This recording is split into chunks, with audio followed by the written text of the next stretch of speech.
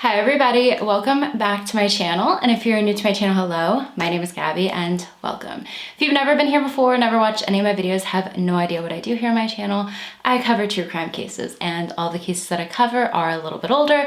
They're all basically 20 years or older, so if that's something that you may be interested in, maybe go down below, click that subscribe button, and also make sure to turn on the post notifications to be notified every time that I upload. So we have entered September, which if you are a longtime viewer of mine or a viewer of mine for over a year now, you know that every year on my channel for the last 4 months of the year, I have a different theme, and September is always Solved September. So for the entirety of this month, I'm just going to be covering solved cases. Usually here on my channel, I like to cover cases that are less talked about. Today, I'm kind of making an exception because this case at the time was very highly publicized and still in the world of Playboy, very talked about. This case is solved, and it was solved pretty much as soon as it happened because it was obvious what had happened. I'm basically going to be going over the case, the victim, and including a lot of quotes from people who knew the victim and knew what was going on behind the scenes. So with all that being said, let's get right into it. This is the solved case of Dorothy Stratten.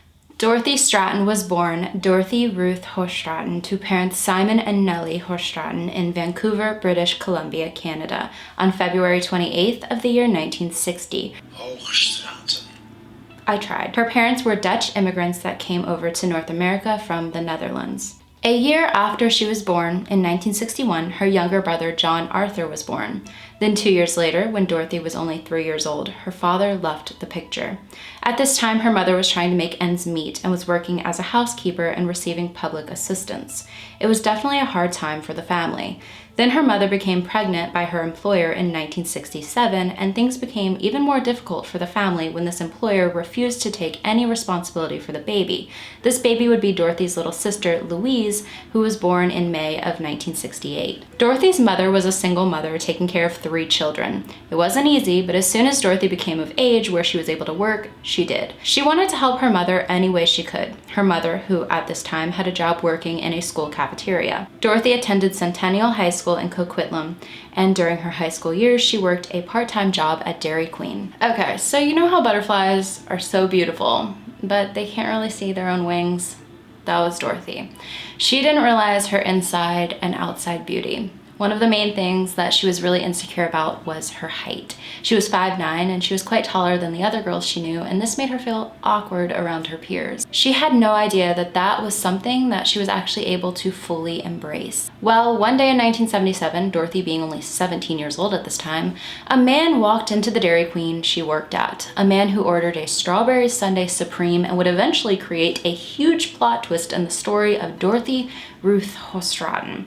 This man was 26-year-old Paul Leslie Snyder. Teresa Carpenter, who wrote the Pulitzer Prize-winning cover story on Dorothy in 1980 called Death of a Centerfold, told 2020 that Paul Snyder had made a pretty good living as a promoter for automobile shows and cycling shows, but that wasn't enough to accommodate his extravagant taste. So he began to procure girls and pimp them on the side. Paul was someone who liked to be the center of attention. He wanted to be the big shot. He lived beyond his means, and his image was everything to him. According to Teresa Carpenter, he drove a black Corvette and he wore mink coats. He was Jewish, and hanging around his neck was sometimes a huge jewel-encrusted Star of David.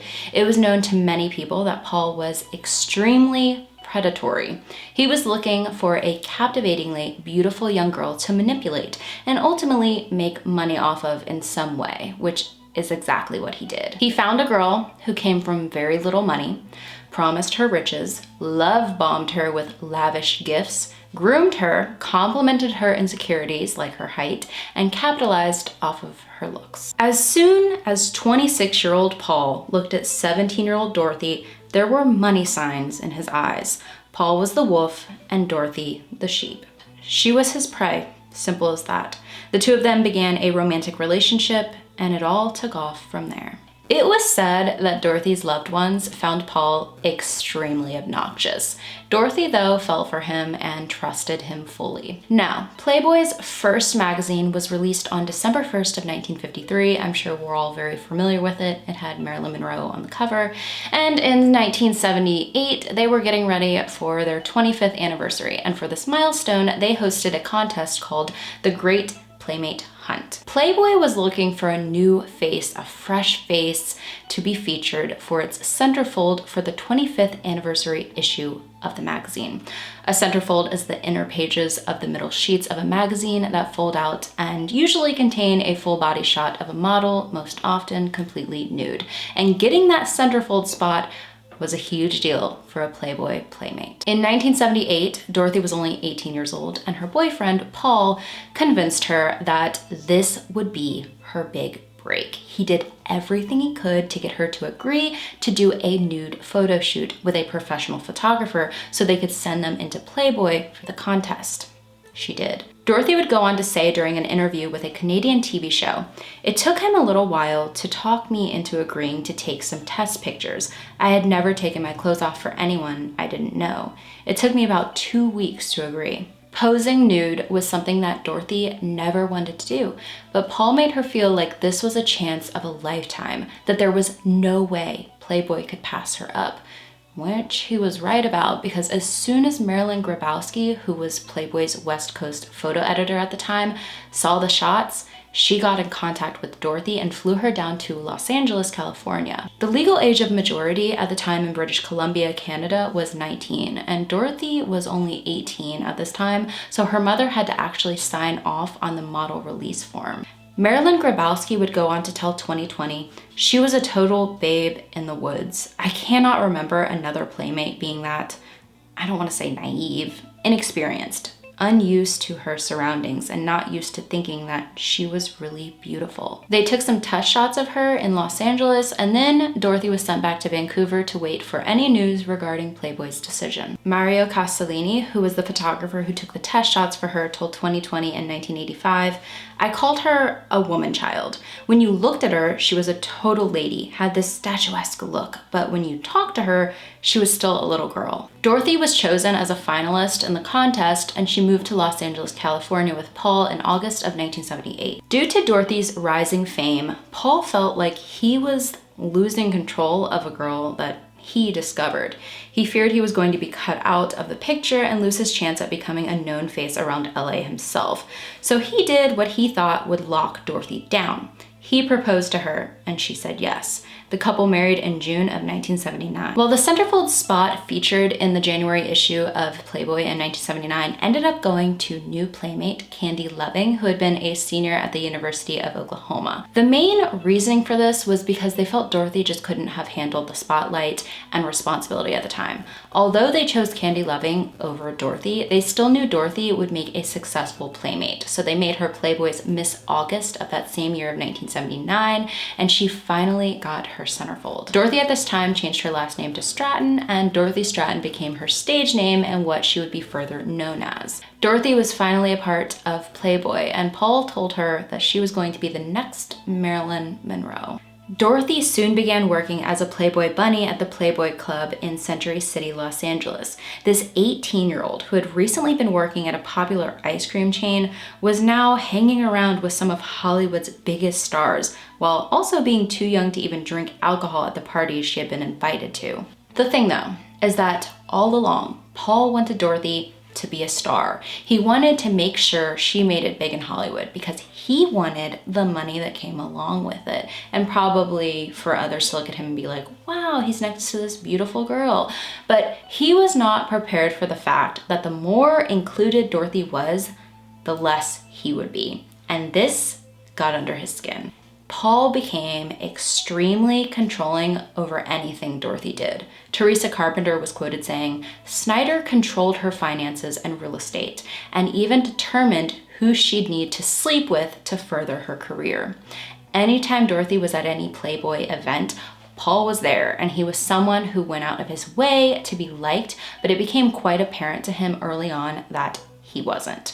No one really liked him, especially the creator of Playboy, Hugh Hefner, which we'll discuss Hugh a few times in this video. We'll get back to him. It was said that Paul would always have to be at Dorothy's side while she was at the Playboy mansion. And at times when she had a photo shoot to do, he would phone her and the photographer 10 to 15 times during the shoot. You could say Paul was jealous and wanted to make sure that Dorothy wasn't doing anything sneaky. Well, it was said Paul was the sneaky one to begin with. According to Allison Reynolds, who was a Playboy social secretary at the time, Paul was found locking lips with another girl on the property of the Playboy mansion. He was thrown out and told not to come back unless he was there with Dorothy and she allowed it. Through my research, and I did a bit of it, I couldn't find one person in any interview that said anything positive about Dorothy and Paul's relationship. No one liked them together, and it had nothing to really do with Dorothy. It was pretty much all Paul. One of my sources and a great site for more photos and firsthand information on Dorothy is dorothystratten.com, and the creator of the site spoke to Playmate friends of Dorothy's, and one of those friends, Denise Michelle, said that Dorothy was not happy with Paul and felt obligated to marry him because he was the one who had discovered her. Others who knew her said very similar. The couple may have photographed like a happy couple, but it was a toxic relationship to say the least. And the more Dorothy did to further her career, the more toxic it became because Paul just couldn't handle being on the sidelines. One thing that really got the steam coming out of Paul's ears was when Hugh Hefner put Dorothy in connection with someone to professionally handle her finances. This meant Paul wasn't even in control of that anymore. Hugh once said in an E! Special called Playmates Then and Now that the premise of the Playmates was the girl next door. Hugh looked at Dorothy and saw her as the perfect girl next door type, and he knew she could go on to television and film. She appeared in Playboy's Roller Disco and Pajama Party. It aired on ABC. Then she went on to be featured in episodes of shows like Buck Rogers and Fantasy Island. Television opportunities turned into movie opportunities, and she appeared in small roles in the films Americathon and Skate Town, USA. Then she landed a main role in the film Autumn Born. All these roles that I just mentioned were in 1979, so roles were coming at her fast, but she kept up.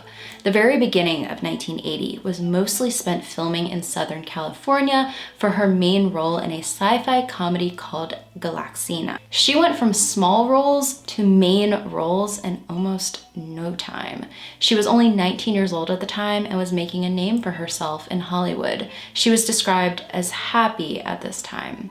Mostly in her career though, her relationship with Paul only became more rocky. Paul, he wanted to keep a very close eye on her, so much so that at this time, he even became her chauffeur driver for taking her to photo shoots, to movie shoots, anywhere she wanted to go. Not because he wanted to help, but because he wanted to watch her like a hawk. And also because Paul didn't even have a permit to work in the United States. He had come from Canada and was still a Canadian citizen. Dorothy was his meal ticket. Paul had been a founder of the Chippendales Meal Strip Show, but just like everything else, that fell through. He was kicked out as having any involvement by his partners in the business.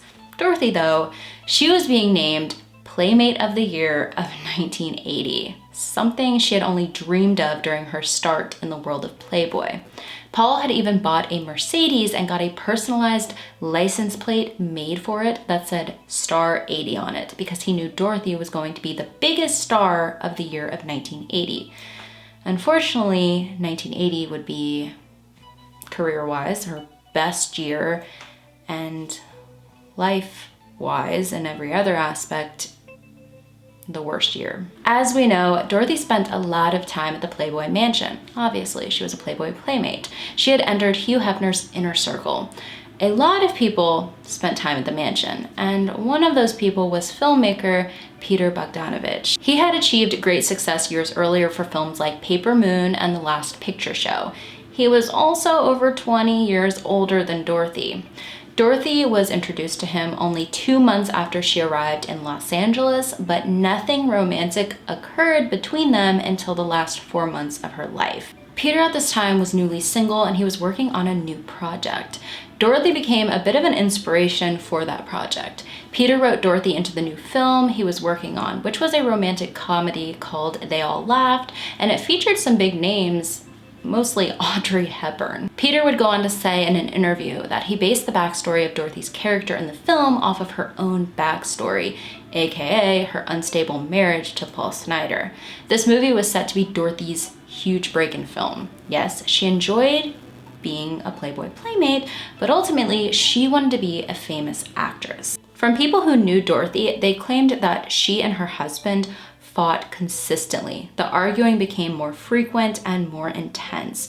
Paul became overbearing. Mariel Hemingway, who played Dorothy in the film about Dorothy's life, titled Star 80, was quoted saying, "As she started to slip away, he started to realize he owned nothing. He wasn't doing anything. Nobody was admiring him. Hugh Hefner's not going to call him back." And then this deep, freaky thing that was going on inside of him took control, and he lost it. The film They All Laughed was a New York-based story, so it was being filmed in New York, and this made Dorothy so happy because it gave her a chance to get away from Paul for a while and figure out what she was going to do when it came to their marriage. Paul, though, he wanted to follow Dorothy to New York. Dorothy knew how Paul was on set, though, that he caused issues, and she also had her eye on Peter. She wanted to be off on her own, doing her own thing, and see where her and Peter were going to go with their relationship. She did everything she could and convinced Paul to stay behind in LA by telling him that the director was going to cut off the film set to only cast and crew. Paul was a little suspicious of this, but let her go on. As Dorothy and Paul fell apart more and more, the opposite occurred for her and Peter. Peter Bogdanovich had stated that during his days hanging around the Playboy mansion that he had been very promiscuous, but him falling for Dorothy changed all of that, and he only wanted her, that he much preferred a monogamous relationship if he could find one, and Dorothy, he had his eye on Dorothy. Dorothy and Peter had fallen for each other during production and consummated their relationship the day after she landed in New York. The affair continued throughout filming, and in April she flew back to LA to do photo shoots for her Playboy of the Year spread and also make some appearances. On April 30th, Dorothy was presented with the title, given $200,000 and many other gifts, including a new car. She spoke in front of the crowd of people there to congratulate her, and she thanked the photographer of her Playboy of the Year shoot, others working for Playboy, and of course Hugh, who she said made her probably the happiest girl in the world that day. Later on that same day, she would appear on Johnny Carson. Dorothy had an upcoming promotional tour in Canada, but for this week, she had nothing much on her schedule, so she decided to fly back to New York to surprise her new love interest, Paul Bogdanovich. She spent the week with him and then headed to Canada for the tour. While on tour, she wrote Paul a letter telling him that they needed a little separation in their relationship. It was becoming too much for her mentally. Paul was in rage over this. He called her, there was a heated argument, and then he decided that he was going to make an appearance at her last stop in Vancouver, which was going to be in her hometown. While there in Vancouver, he convinced her to make some appearances at nightclubs because he still had some connections in the nightclub area, and he went on to keep all of the money from these appearances, and she went back to New York. It was said, though, that before she went back to New York that they tried to talk things through, and she said she would give it all up, give all the fame up if they just went back to Canada and they could live a quiet life and resume their marriage and try to work on things. But Paul refused. It seemed like Paul wanted Dorothy to have all this stardom, but he wanted to be just as important as she was. He didn't want to live in the shadows. After Paul went back to California and Dorothy was still in New York, he kept trying to call her and call her and call her, and she never answered. And this drove him up a wall. Not long after, he received a letter from Dorothy, and this letter told him straight up that their relationship was financially and physically over. Legally, they were still together, but in every other aspect, this was the end for her. And obviously, she was going to go through with a divorce. He knew that that was coming up. We know that Dorothy really liked Peter, but did Peter feel the same way? Well, Hugh Hefner, in regards to how Peter felt about Dorothy, once was quoted saying, "I don't think that he was playing with this at all. I think it was important to him." I'm talking about the relationship. This happened in June, a little before their 1-year anniversary. Yeah, they hadn't even been married a full year. Paul, though, wasn't going to let it slide that easy. He started hooking up with an old lover of his to get back at Dorothy. He completely emptied their joint bank account, took it all, and then went on to hire a private investigator because he got to thinking, is there somebody else? This private investigator flew to New York and proved Paul's suspicions to be true. Dorothy was having an affair with the filmmaker of the new film she was starring in. He eventually confronted her on the affair, and Dorothy told him that she wanted a divorce. Paul, though, he was broke, so Dorothy was still paying the household bills for their home in Los Angeles, and Paul at this time, still needing to pay off the private investigator, started selling some of Dorothy's belongings while she was away, like the Jaguar that Playboy gifted her. Dorothy and Peter had spent 10 days on a vacation in England before returning to Los Angeles, and when they did, on July 30th of 1980, Dorothy moved in with Peter and didn't even tell Paul that she was back in town. Paul didn't know where Dorothy was, but he knew that Peter was back in town, and he knew where Peter lived. Paul went to Peter's house, and he went with a shotgun that he borrowed off of someone he knew. And he waited and waited and waited outside. No one came outside, and he just left. On August 8th, Dorothy and Paul met up at their home, and Paul really thought he would sit down with Dorothy and convince her to stay married to him. But this did not work, and she told him that she had fallen for Peter and she was still set on their divorce. At this time, Paul had given back the gun to its owner before seeing Dorothy, and he wished so desperately he still had that gun. His main goal was to find another one. Paul tried to get his private investigator to get him a new gun. Paul, of course, not being able to legally buy one because he wasn't a legal citizen, but the private investigator said no. Paul went on to purchase a 12-gauge shotgun from a private seller he found from an ad ran in the local paper. Of course, the seller was looking to make some quick cash and not too concerned with Paul being a citizen of the United States. Paul didn't keep the gun a secret, though. He told some friends he had it, but he stated he got it because he wanted to start hunting. His friends didn't think too much of it until he randomly started talking about a Playboy Playmate of the Year, Claudia Jennings, who died in a car accident back on October 3rd of 1979. A gun and a dead Playmate of the Year. He also went on to make some odd statements, one about how editors will pull photos of a Playmate in a future issue if the Playmate died before the issue had been released. Those are some unsettling words coming from an unsteady individual. I think his friends were off-put by the things he was saying, but they truly did not believe he was going to do anything drastic. Paul was good at giving tidbits of information without letting people know too much. Dorothy and Paul had a final meeting planned for August 14th of 1980, where they were going to sit and discuss how they were going to go through finalizing their divorce. In Dorothy's mind, she was going to go there, get everything situated, say what she wanted to say, and finally be free, and they would go forward with working on getting the divorce finalized. She thought that she was finally going to be free from Paul, but that is very far from what ended up occurring that day. Dorothy's friends and family, and of course Peter, did not want her to see Paul, and rightfully so. They told her that he was dangerous and that she needed to keep her distance and do everything through lawyers if possible. Dorothy, though, wanted things to be civil, and she even told people that she hoped more than anything to remain friends with him at the end of it. Dorothy was sick of being Paul's puppet, but she still cared deeply for him and wanted him to do good in life. Paul didn't have much, though, without Dorothy. His last business endeavor was trying to sell a sex chair to an adult store on Santa Monica Boulevard, and they wanted nothing to do with it. At around noon on August 14th, Dorothy arrived alone at their house in West Los Angeles for their meeting. She was going there and didn't tell many people she was going.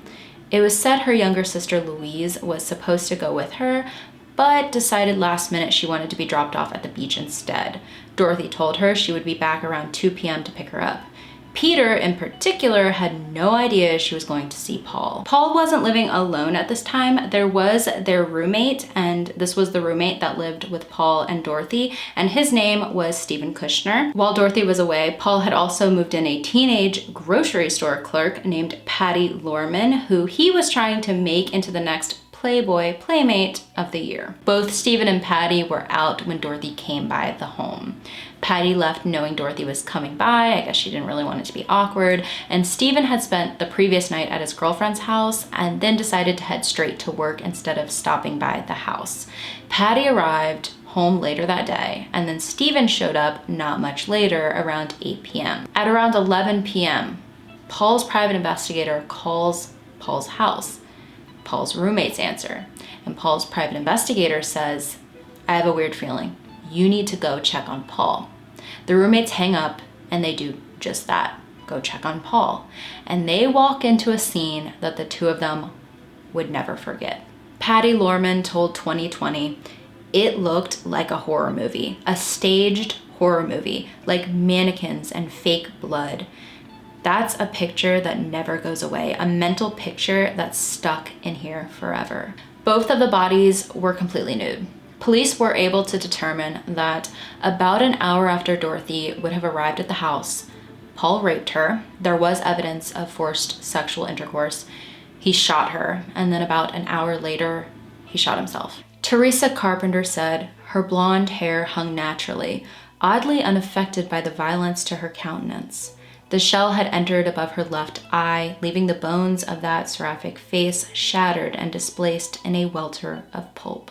Her body, mocking the soft, languid poses of her pictorials, was in full rigor. Stephen Kushner told 2020, "Snyder ultimately had to do what he did, and basically to Hefner, to Bogdanovich, to everybody else, to society in general, put up not one but two middle fingers and say, that's what you get for messing with Paul Snyder." A little after midnight that night, Paul's private investigator called Hugh Hefner at the Playboy mansion to notify him of what had happened, and from there, Hugh called Peter.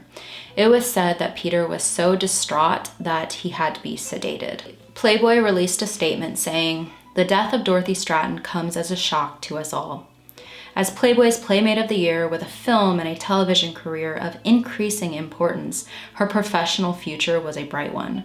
But equally sad to us is the fact that her loss takes from us all a very special member of the Playboy family." Peter released a statement as well saying Dorothy Stratten was as gifted and intelligent an actress as she was beautiful, and she was very beautiful indeed in every way imaginable, most particularly in her heart. "She and I fell in love during our picture and had planned to be married as soon as her divorce was final.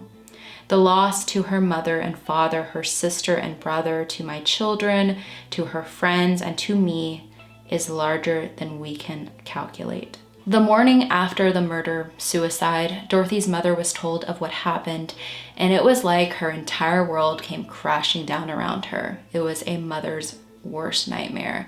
She went from seeing her daughter on the cover of magazines due to her success, and now those same magazines are going to be covering her tragic murder. In Teresa Carpenter's interview with Hugh Hefner in 1980 regarding the incident, Hugh was quoted saying, "There is still a great tendency for this thing to fall into the classic cliche of small-town girl comes to Playboy, comes to Hollywood, life in the fast lane, and that was somehow related to her death, and that is not what really happened. A very sick guy saw his meal ticket and his connection to power, whatever, slipping away, and it was that made him kill her." Dorothy would be laid to rest in Westwood Village Memorial Park Cemetery in Los Angeles, California. Her grave marker reads, "If people bring so much courage to this world, the world has to kill them to break them. So of course it kills them. It kills the very good and the very gentle and the very brave impartially. If you are none of these, you can be sure it will kill you too, but there will be no special hurry. We love you, DR." If you don't know where that passage is from, it is from the Ernest Hemingway novel A Farewell to Arms, and it was chosen by Peter. Coincidentally, Ernest Hemingway's granddaughter, Mariel Hemingway, who I mentioned before, went on to portray Dorothy in the film Star 80. The death of Dorothy Stratten created tidal waves in Hollywood and throughout the lives of her loved ones. Peter still had a film to edit, and it broke his heart every time he had to see her in a scene. As we know, Peter and Hugh had been good friends, but after Dorothy's death, they soon turned completely against each other. Peter blamed Hugh for what ultimately happened, and vice versa. In the year 1984, 4 years after Dorothy's murder, Peter Bogdanovich released a book titled The Killing of the Unicorn, Dorothy Stratten, 1960 to 1980. His reasoning for writing this book, he said, was, "I wanted to understand what happened to her. I felt I couldn't move forward with my life, creative or otherwise, until I did. I also wanted other young women, including my teenage daughters, to know about this web, this trap Dorothy had fallen into." I came across an article on newspapers.com written by Stephanie Mansfield of the Washington Post, where she sat down with Peter for a short interview in 1984, and he said it took him 3 years to write the book and went through 5 drafts of it. He stopped making movies, stopped going out, stopped dating. He became a bit consumed by discovering all he could about her story and the events leading up to her demise. He said lights would flicker on and off at strange times, and he knew that it was her. He claimed that the exploitation of Dorothy in films like Star 80 and also the made-for-television movie Death of a Centerfold starring Jamie Lee Curtis as Dorothy were his reasonings to tell the real story. In his book, though, he does criticize Hugh Hefner a lot, which I don't blame him. Not only Hugh, though, but the entire Playboy culture. He highlights the dangerous situations a woman can get into when their entire life becomes a goal of pleasing the male mind. Peter believed that Dorothy had only married Paul to protect herself more from the predatory men of the Playboy scene at the time. In his book, Peter also accuses Hugh of forcing himself on Dorothy during her very first night at the mansion while in his jacuzzi grotto. Hugh denied these claims. In a 1985 interview with ABC, Hugh was asked if he tried to ever seduce her, and he said, "No, I didn't. And for the record, I never tried to. Dorothy's tragic death was motivated not in any way by her association with Playboy, but clearly by the breakup of her marriage because of the affair with Peter Bogdanovich." Hugh claimed in an interview that he only ever looked at Dorothy as someone he looked out for, someone he took under his wing and cared for, that he tried to protect her from Paul, and that his relationship with her was nothing more than a friendship. During that same year of 1985, Hugh would actually have a stroke, and he blamed it fully on the stress that came from Peter's book being released. Hugh retaliated, though, and he retaliated by telling the public that after Dorothy was killed, that Peter went on to have sexual relations with Dorothy's 13-year-old sister, Louise. Dorothy's family would go on to sue him for libel and slander. Hugh, though, wasn't the only one who made these public claims. Also, Dorothy's mother's ex-husband, Burl Eldridge. Nellie and Burl were married from May 1980 to January 1981. Hugh and Burl had told the public in a news conference that Peter had also seduced both Louise and Dorothy's mother, and that Peter had paid for Louise to get plastic surgery so she could look more like her older sister. The lawsuit was eventually dropped, and the men publicly made peace. Hugh even making a disgusting joke saying, "Maybe we could hold a joint press conference at Dorothy's gravesite." Peter did blame Hugh a great deal, but he stated that he also blamed himself. He felt like he should have been the one to meet up with Paul and offer him some money, let everything cool down a bit. I don't think, though, that money would have solved anything, because they did find $1,100 in Dorothy's belongings after what had happened, which was most likely going to go to Paul. It seemed like Paul had a plan, and if it didn't happen then and no one knew to stop him, it would have happened eventually. Peter's book, it was taken by readers in 2 completely different ways. I don't think anybody was like in a middle standpoint, maybe a few people. Some applauded him for covering Dorothy's story from a more feminist approach and going after the people of power over at Playboy, while some criticized him. One article that I came across, published in the Pittsburgh Press by Barbara Paul under the title "Bogdanovich Uses Dorothy Stratten Again," reads, "Thus, Dorothy Stratten, the ostensible subject of the killing of the unicorn, remains an ambiguous figure, even though Bogdanovich doesn't hesitate to reveal intimate details such as Dorothy's behavior in bed, but even with such details, this is not a titillating book, it's merely tasteless and depressing." The book makes a blatant pitch for feminine sympathy, enthusiastically damning all men who exploit women, which sounds a mite odd coming from Bogdanovich, in view of his own track record in that department. His desire to exonerate himself is understandable, but the book goes beyond that. It takes a testament to his wonderfulness in using this young woman's death to glamorize himself. Peter Bogdanovich has turned into the biggest exploiter of them all. Another article I came across, this one written by film critic Richard Fuller for the Philadelphia Inquirer, says, "One can understand his psychic necessity to write the book, an attempt to reclaim sanity from an insane murder. But why didn't a friend persuade him to wait until the anguish and grief had cooled, but to reconsider making his book public? Publishing it, alas, is another symptom of the peeping Tom sickness of our time. The killing of the unicorn ends up being about the death of Bogdanovich's own sense and sensibility." Peter did act like he wrote the book to showcase Dorothy's story for what it really was, but some believe that he mainly wrote it because the movie Star 80 portrayed him, someone old enough to be Dorothy's father, as being just as manipulative as her husband and Hugh were. There was a quote online I came across that said, "Dorothy Stratten was the focus of the dreams and ambitions of 3 men. One killed her." And that is honestly exactly how I see it. Peter would later end up filing bankruptcy, claiming that he owed $6.6 million in debts against assets of $1.5 million. He claimed it mostly came from distributing Dorothy's last film, They All Laughed, which, despite being the movie she died right after filming, it didn't do well at the box office at all. Now, at the beginning of the year of 2022, a series was released on A&E titled Secrets of Playboy. This docuseries featured many past playmates and ex-girlfriends of Hugh Hefner, who died in 2017 at the age of 91. The information released regarding what was really going on at Playboy behind the scenes astounded many. People knew that there had been a lot of crooked activities going on unobserved by many on the outside, but people had no idea all that would come out in this 12-episode series. Mickey Garcia was a former Playmate, and she eventually worked her way up to working for the magazine as head of promotions from the years of 1973 to 1982, 9 years.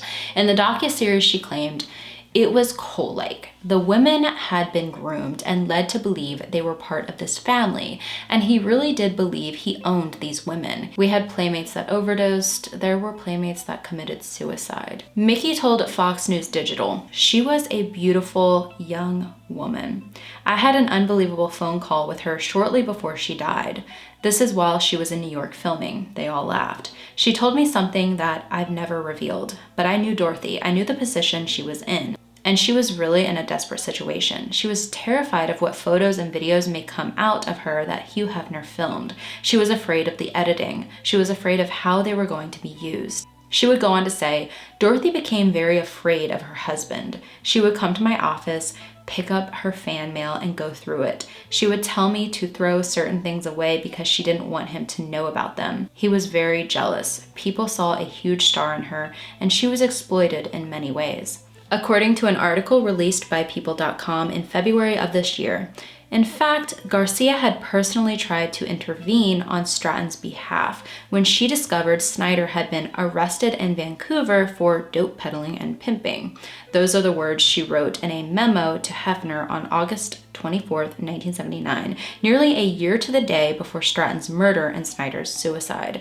"I wanted to warn Hef that Dorothy Stratten was with a very dangerous man," explained Garcia. "No one ever answered me," she claimed, "and security came back saying they knew nothing." "Really?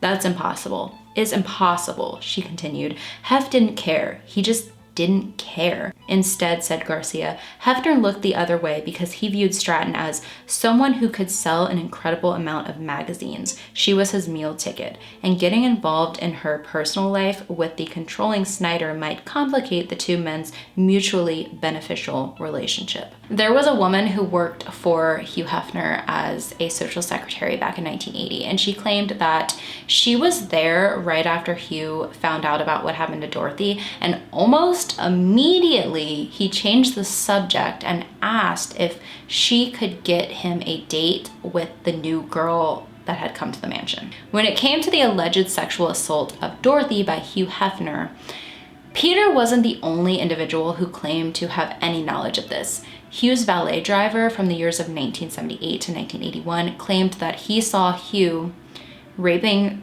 Dorothy in the jacuzzi grotto. This man goes into gruesome detail about what he walked in on and said that there was a security guard next to him that told him to go back into the butler's pantry and keep his mouth shut.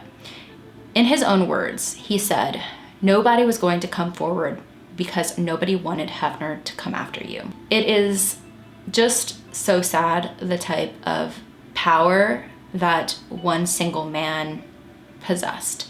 If you want to listen more, though, regarding firsthand experiences of people who were involved with the company, I do highly recommend watching the docuseries The Secrets of Playboy. Some of it is very hard to stomach though, which if you know anything about Playboy in today's time, they have tried to redeem themselves somewhat, but I don't think if there was the public outrage that there is going on that they would even care to try to redeem themselves. Playboy does have a very shady history, and most of it is because of Hugh Hefner, and a lot of the things that have come out in recent years, especially since Hugh has died, is stomach churning. The people in charge of Playboy today and representatives from Playboy have released statements basically saying that their core values of yesterday are not their core values of today, and that they're hoping that the magazine is more overall just empowering for women. It is completely up to each person if they take Playboy's apology for everything and continue to support. Now, after Dorothy's murder though, Peter became very close with her family. As for more scandals revolving around this case, Dorothy's sister Louise ended up marrying her sister's ex-lover. In 1988, Peter was 49 at the time and Louise 20 at the time.